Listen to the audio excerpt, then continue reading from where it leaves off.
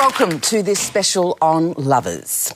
Now, love inflames our passions in more ways than one.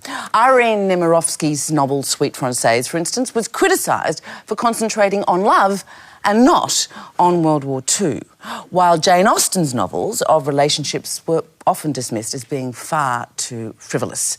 Yet, love and the battle of the sexes is often the driving force of literature's greatest stories. From Tristan and Isolde to Edward and Bella, any book lover will tell you that love on the page can feel as powerful and as moving as the real thing. So, who are the great literary lovers, and what makes a great love story? Do they have to be doomed to move us, or are we all deep down looking for happy endings? Let's meet our guests and find out. Toby Schmitz is an actor and playwright with too many theatre credits to mention. He's dabbled on the dark side, that is television, playing a shady, organised crime figure in Underbelly, and is currently appearing in Bell Shakespeare's Much Ado About Nothing. On my right here, Posey Graham-Evans, a television producer, scriptwriter, creator of McLeod's Daughters, in fact. Popular author, especially in the field of historical fiction, her latest work being The Dressmaker. Andrea Goldsmith is one of our most acclaimed novelists, whose work includes the Miles Franklin shortlisted The Prosperous Thief, while her most recent is Reunion, which looks appropriately at friendship and obsessive love. And finally, Mark Colvin is an award-winning journalist and broadcaster. You know him as the voice of PM, but he's also, and this is what's relevant to our purposes tonight, an Ons Oxford grad in English and a prodigious reader. Please welcome them all.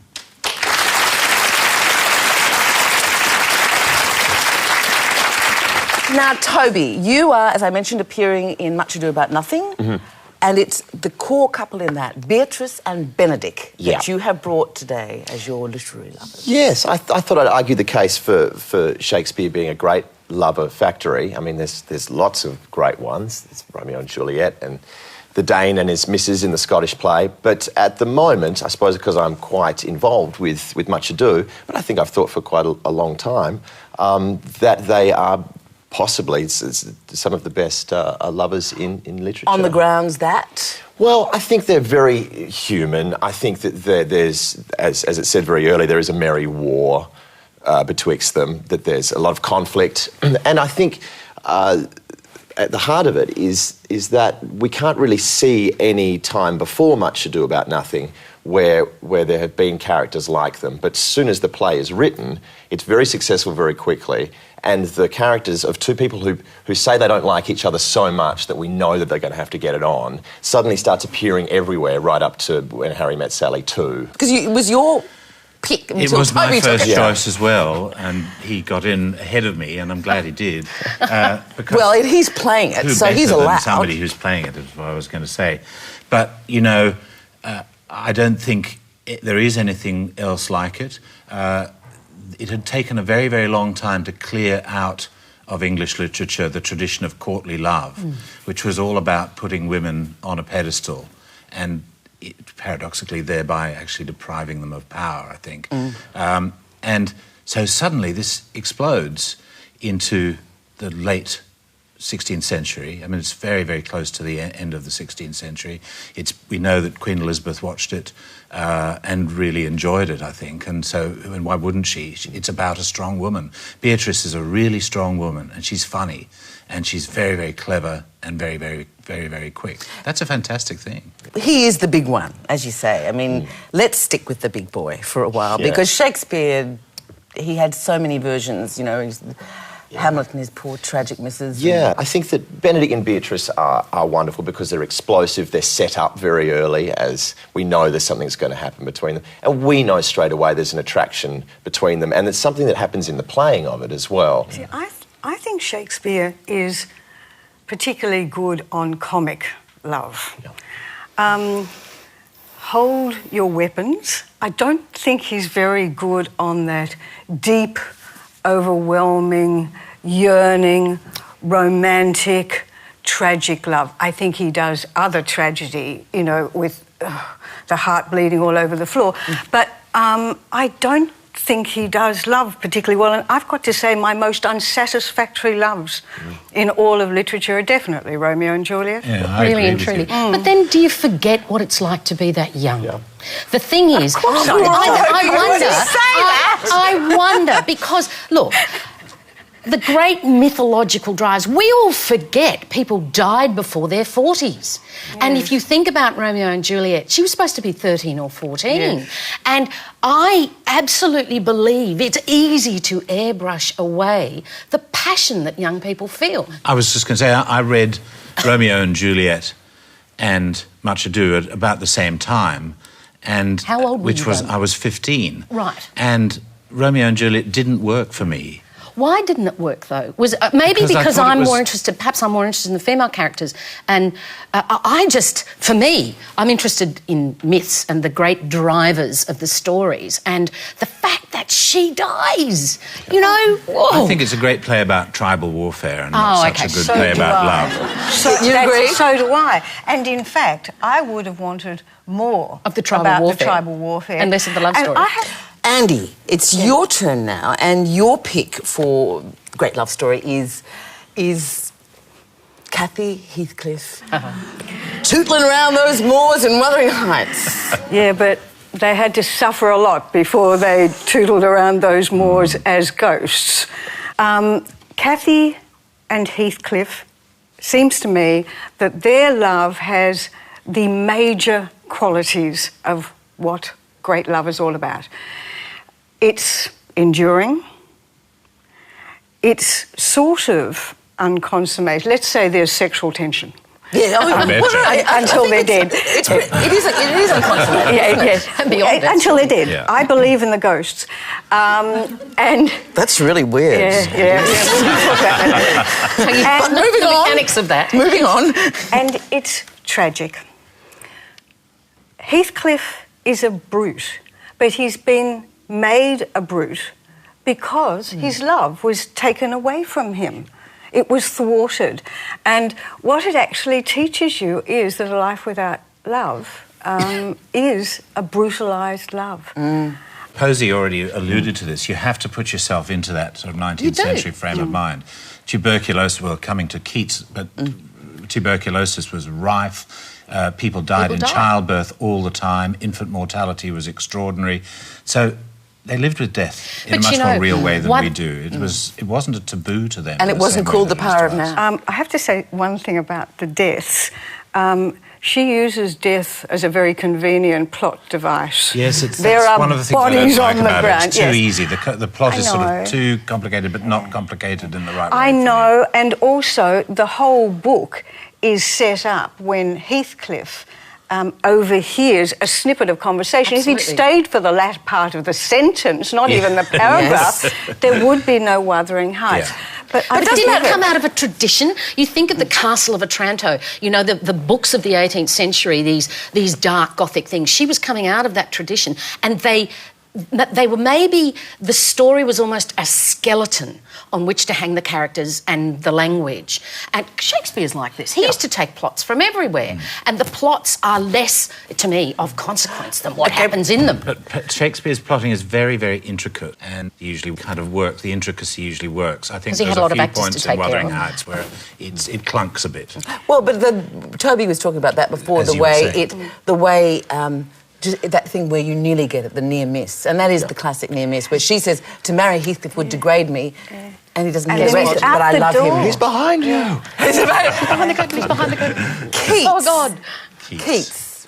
I was thinking about this. I was thinking that there's quite a pattern in the way I think about lovers, because you think about Beatrice and Benedict, and then I'm a mad P.G. Wodehouse fan, and most of the strong, interesting women who, you know, in P.G. Wodehouse's comic love stories, which are also very intricately plotted, incidentally, are rather like Beatrice. And I love Jane Austen, and all her women are strong and interesting and clever, although they're not always recognised as such at first, you know. And Keats's relationship with Fanny Brawne sort of fits into that, and it's got the same kind of arc. Explain who Fanny Brawne is. Fanny Brawne was his neighbour, actually, that he fell in love with And when he first met her, he said, her arms are good, her hands baddish, her feet tolerable. She's not 17, but she is ignorant, monstrous in her behaviour, flying out in all directions, calling people such names that I was forced lately to make use of the term minx. And it became the great love of his life, which was a brief one, of course, dying at 25. Well, very, very short. But it becomes very, very intense. And if you'll forgive me again, I have a sensation at the present moment as though I was dissolving. I should be exquisitely miserable without the hope of soon seeing you. I should be afraid to separate myself far from you. So he's intense. I mean, I would read Keats's letters. He's this extraordinarily intense character. You read his letters even more than the poetry, and it's as if he's got one less layer of skin than the rest of us. Everything's just coming in on him. He of course, didn't have much of a formal education, so the other thing that you get from the letters is that he's educating himself all the time. And so when Fanny is his first love, and when he meets her, it all happens in the most extraordinarily strong and intense way. But, you know, he's a poet. In that last excerpt you read, you heard it, those sentences are poetic in terms of rhythm. Yeah. I mean, if you had just read those sentences, I had known where the letter came from, I'd know it was from a poet. Yeah. So I think he's a poet first and foremost. Oh, absolutely. Oh, and a lover. Poets are poets. And a lover. Do you think it's a coincidence that in the case, both very likely of Wuthering Heights, certainly in this world, and Keats, both unconsummated love affairs? Is sex, in fact, and there's a lot secondary of death too. to a great love? There's death.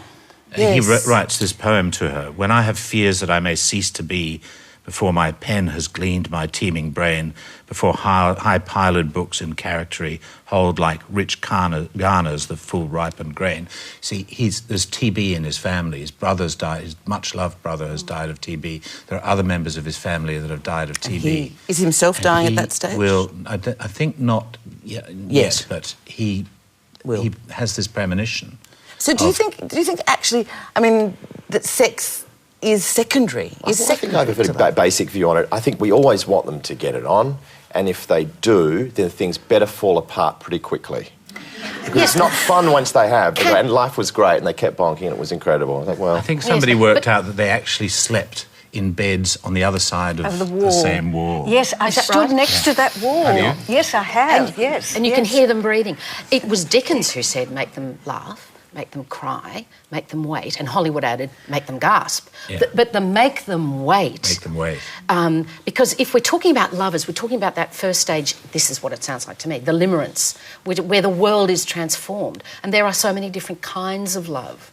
But this love powers the limerence, the Keatsian oblivion, powers so much literature. Limerence, what a word. Isn't it great? Oh, I love a word. UST, they call it in TV rom-coms, unresolved sexual tension. Indeed they do. And in television as well, let me tell you.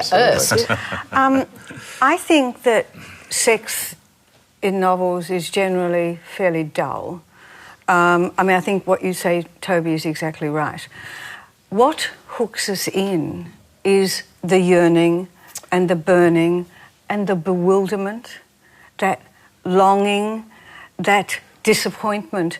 Those are the sorts of things that it's those emotions that actually create the intensity that we feel as we're reading the book. Ironically, the heat.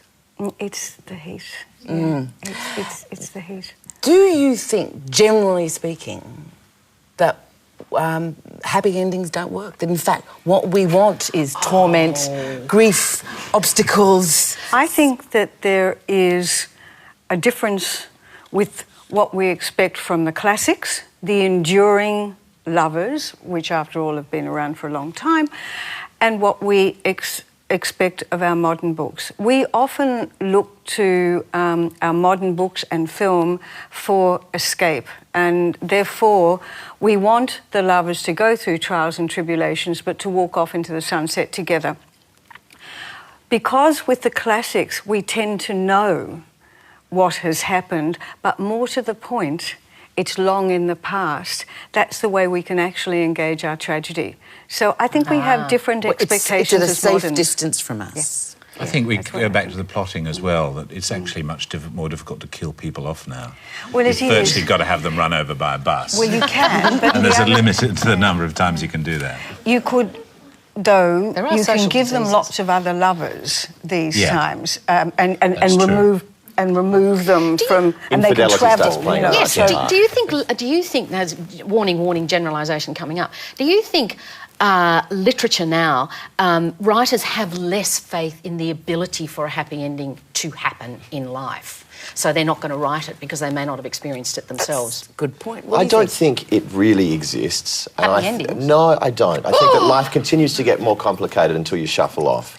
And the book chooses to end at some point. And my favourites are the ones that, even if they end up happily together, seemingly, there's a suggestion that on the car ride home, they're going to start arguing, or they're going to discover that, in fact, they don't like something. Yes, but about that's each what I other. love about Benedict and Beatrice, is that they've got all the arguing out of the way, so they know they can live with it, you know. That's it. That's it. But there's still going to be friction. Yeah. Do you think so? I mean, I think that I have faith in love. Because I'm fortunate enough to feel as if I have experienced it. And I've lived in war zones, and you were a foreign correspondent. I've seen dreadful things happen to people as a child. But yet, as an adult, I believe in the power of love. So I'm inclined to believe that happy endings are possible. I believe love transmogrifies. Yeah, Happily but you're actually complicated, I think. equating love and happiness, and I think a lot of people wouldn't. Oh, no, I completely agree with you. So I am influenced by my own experience.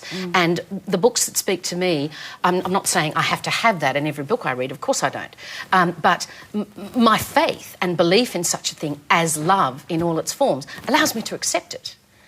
your point being, when you say you don't think that people equate love with happiness. I think that great loves in literature, like great loves in life, I'm going to pull out one. Please. They are often tumultuous and extremely painful. And the book that I've pulled out is Ted Hughes's Birthday Letters. This is a volume of poems that was published 35 years after Sylvia Plath died, killed herself, and a year before Ted Hughes's death. Ted Hughes suffered the ire of feminists in particular, you know, that he was behind the death of Sylvia Plath. And his first wife. Second wife. Yeah. When I read these poems, I changed my mind. Yeah. These poems are full of love, but also bewilderment. Bewilderment probably most strongly of all, but also there's yearning and there's loss. I believed at the end of this book that this was a great love. It was not a happy love. Even when it was happening, it was not a happy love. But it was a great love. I think so. Do you want to read something from? Um, I don't know if you want to. I just yes, think no, there's I will. A lot of blue stickers. There is. Yes. I read with a pencil in my hand and so many bits are marked, but just listen to this. This is a poem written about their early on in Ted and Sylvia's relationship. It's called The Tender Place. Your temples, where the hair crowded in, were the tender place. Once, to check, I dropped a file across the electrodes of a 12-volt battery.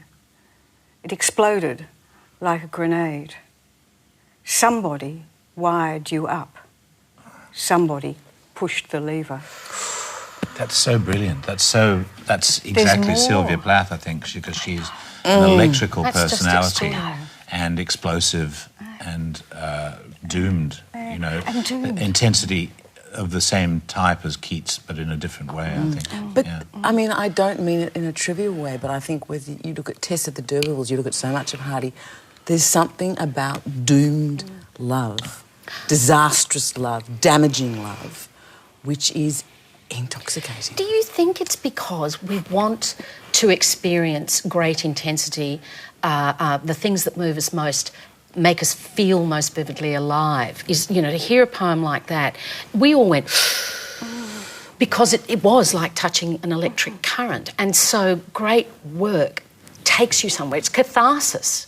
It's that whole notion of catharsis, to live most intensely and to therefore be released. And so could that be what we're talking about? The great love stories take you to a place you so yearn to experience and release you. Safely, Yes. because you don't need to be there, Tony. No, I think, desire has sort of a pleasurable and a painful aspect to it. And I think there's and desire doesn't have to just be sexual either at all. It sort of has a romantic context as well, but it's the both things fused into each other. And I think that I do believe in overwhelming, can't even put it into words, love. It just seems the more complicated it is, the more satisfying it is to engage in.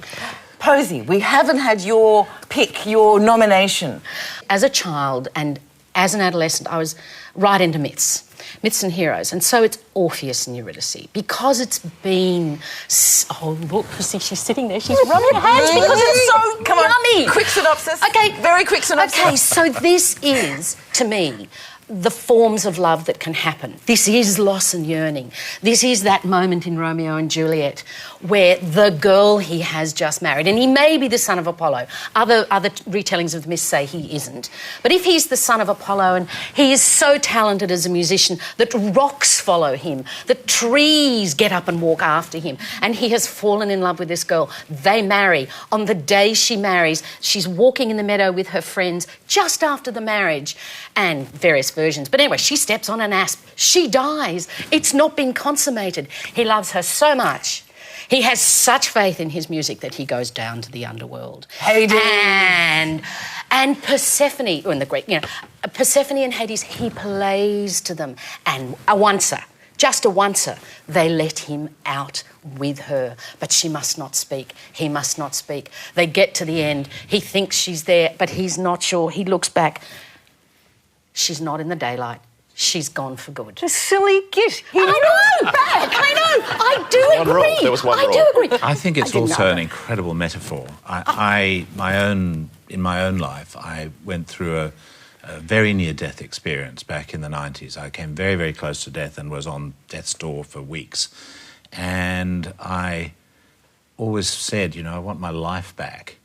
And it's a metaphor for the descent into hell and the fact that when you come out, it's always different. You never get your life back in exactly the same way. You have to live a new life. Here's a question for you all. As readers, you just mentioned one, Mark, where your real-life experience does affect the way you read. But with love specifically, real life, does it impact what works for you as a love story? Does it impact on what you admire as a literary lover? Yes, I think so. And I'm not sure whether I emulate or project, but I do feel like the loves of my life, are echoed in books I've read and the other way around. Other way around. Yeah, absolutely. Andy? Books. And does it change over years? Yes, it does. Books help me make sense of the world and my part in it. So I actually seek out different books at different times. Sometimes it will be books that I've read before. And in terms of love, there are times that you actually want the romantic, escapist, gothic, tragic, and there are other times that you just want it to end happily ever after. I think that the greatest intimacy that we humans experience is not in bed with another person, it's actually in bed with a book. Or in fact, you don't even need to go to bed with the book, you can actually sit up with it. That here you are in a silent room, there's your active imagination, all of your memories, and there is the imaginative world of the book. And the mix that you create is enormously intense, enormously powerful. So if you are in need either to learn, to have confirmation of something, or indeed to make up a lack, it would be to books that you would go. And if it's love that's your problem at the time, it'll be lover books. Posey, are there books that you look back now and you think, oh my God, and I thought that was romantic? Of course. And it's actually so wonderful to dip into that other soul that you were, because we are like onions, aren't we? We do have layers and we add those layers. And so once you were just a little green seed, and if, you know, I just plunged into Georgette Heyer, and it was... what's wrong with that? Nothing! No, now I'm a bit embarrassed about it. It's not like Mills and Boon, it's a much higher Oh, class she of thing was... than My that. mother was... Very historically accurate. My mother was my mother, who was also a novelist, was very scathing about Georgette Heyer, because I would read Jane Austen and I would read Georgette Heyer, and I thought they were the same. I'm not quite so sure that I... But I used to read... I wanted to be swept away. So to read again some of those things that I read between, if they weren't myths and legends, between the ages of 8 and 9 and, you know, 14, 15, is to love and be embarrassed by that creature that you were. Yeah, sure. Toby? Well, my parents owned bookstores, and I was always sort of going near the contraband, sort of, you don't need to read them. And I dipped it way too early into Virginia Andrews' Flowers in the Attic. That is others. And I thought, well, that's a mad, passionate affair. And you look at it now, and it's fritzily. It's not good. You know, it's not good stuff. Yeah. Well, you know what, it's a pity you didn't stick with it, because, you know, I happened to be the second in that series. Oh, I did read them all. Yeah. Petals in the wind. Petals in the wind. Petals in the wind. Yeah. You're really tragic. My greatest disappointment is Lawrence Durrell's The Alexandrian Quartet. I read it in my 20s. You clearly did too. Yeah. And On a I read it when I was 18. and it changed your life. And Justine was my favourite book. Yeah. And Natch. a few years ago, I picked it up. And Yeah. I picked it up with great anticipatory pleasure. I lasted 6 pages. So pretentious, isn't it? Shocking. I And shocking loved right? it, just like you. It doesn't It was work. such a disappointment. How far Thank you did for you get? reminding me. How far did you I get? think I got 20 pages in, probably. Oh, Well, that's that's good. good. You're more than Barely That me. was longer. the best one. I know. Well, They I didn't read have it the in- excuse I read of it in being the 18. 70s. Yeah. And I thought I was the first one who discovered Yeah. it. And that what, you know, incredible truths lay there. And both of you, you're saying you couldn't read it a second time as an The adult. aphorisms seem like platitudes, put it that way. And the sentences are much too long and Clotted. clotted. Yeah. Clotted. Oh dear, you should never return to a lost love. Listen, it's been fantastic to have you all to talk about this subject. We could go on for so much longer because there is much more to say. But I thank you very much for your company tonight. A huge thank you to Mark Colvin. Thank you. To Andrea Goldsmith, to Posy Cram-Evans and to Toby Schmitz. Thank you very much.